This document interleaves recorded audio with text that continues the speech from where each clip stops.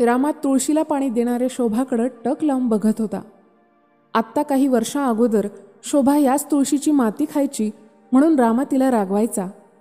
आज तीच शोभा तुळशीला पाणी घालताना खूप समजूतदार दिसत होती.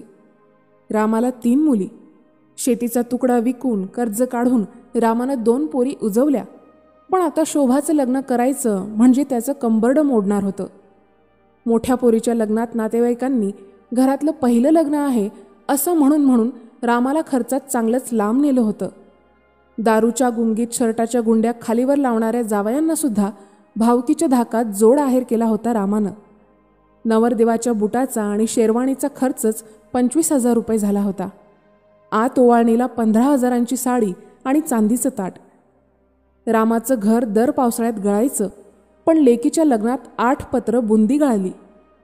गॅस 700 रुपये झाला म्हणून चुलीजवळ बसून आयुष्याचं धुपण करून घेणाऱ्या पोरीच्या अंगावर अक्षदा पडल्या तेव्हा 2,000 रुपये किमतीच्या धुराच्या नळकांड्या सोडल्या होत्या. मळणी यंत्रातून धाण काढलं की रामाची बायको 2 दिवस त्या जागेवर पडलेले दाणे वेचायची. पण आज तिनं टच भरलेलं पोतं अक्षदा म्हणून उधळायला दिलं होतं. नवरदेवाचा हळदीला घंटाभर घालायचा ड्रेसच 1,700 रुपयांचा होता आणि नवरीनं स्वतः वागिसण्याला 3 साड्या बदलल्या होत्या. त्यात भर म्हणून 2 लाख हुंडा घेणाऱ्या कठळ्याला 50,000चा घोडा लावला होता. रामाच्या घरात मातीच्या भिंतीत खुपसलेला काचेचा तुकडा म्हणजे आरसा होता. पण लग्नात सुनमुख बघायला 200 रुपयांचा आरसा आणला होता मुलाकडच्यांनी.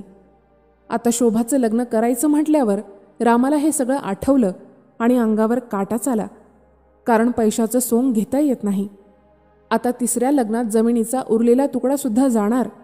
मग खायचं काय? दुसऱ्याच्या शेतात रोजानं गेलो असतो, पण भावकीतले लोक काय म्हणतील? इज्जतीचं काय? रामा असा विचार करतच होता तोच दारात 3 क्रुझर येऊन थांबल्या. आज शोभाची सुपारी फोडायची होती. खरं तर सुपारी फोडायला 2 घरातले लोक पुरेसे असतात. पण सुपारी फोडायला जायचं म्हणजे मामा लागणार, गावातला सरपंच, पोलीस पाटील, 4 शहाणे माणसं, एखादा 1.5 शहाणा माणूस, सरकारी नोकरीला असणारा गावातला एखादा जावई, सतत तालुक्याला जाणारा एखादा, ज्या गावात चाललोय तिथं ज्याचे पाहुणे राहतात असा एखादा, गावातला डॉक्टर, मास्तर, देवबाप्पा, 1-2 लहान लेकरं, असं करता करता 2-3 गाड्या तर लागतातच. सुपारी फुटली. गावातले सगळे म्हणायला लागले, शोभाला 2 लाख रुपये हुंडा दिला. रामाला प्रश्न पडला, हुंडा तर नवरदेवाला दिला. 2 लाख हुंडा, 2 तोळे सोनं आणि लग्न लावून द्यायचं ह्या बोलीवर क्रुझर परतीला वळल्या. सुपारीलाच 200 माणसं जेऊ घातले रामानी. रात्री बायकोजवळ खर्चाबद्दल बोलला तर बायको अन्नदानाचं पुण्य बिण्य म्हणत कूस बदलून झोपली.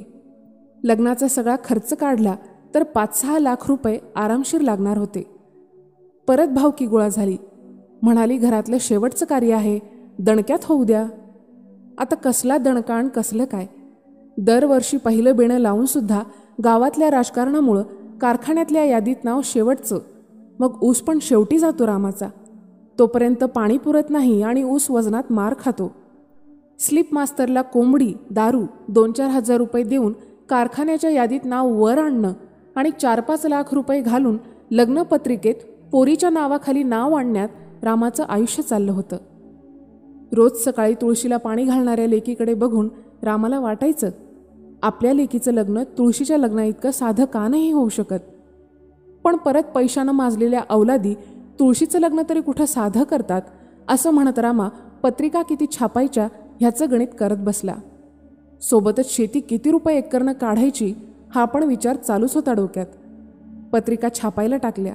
तालुक्यात जाऊन बस्ता भरला. वाड्यातल्या पोरी रंगीत कागद फाडून चिकटवून रुखवताचा खर्च वाढवीत होत्याच.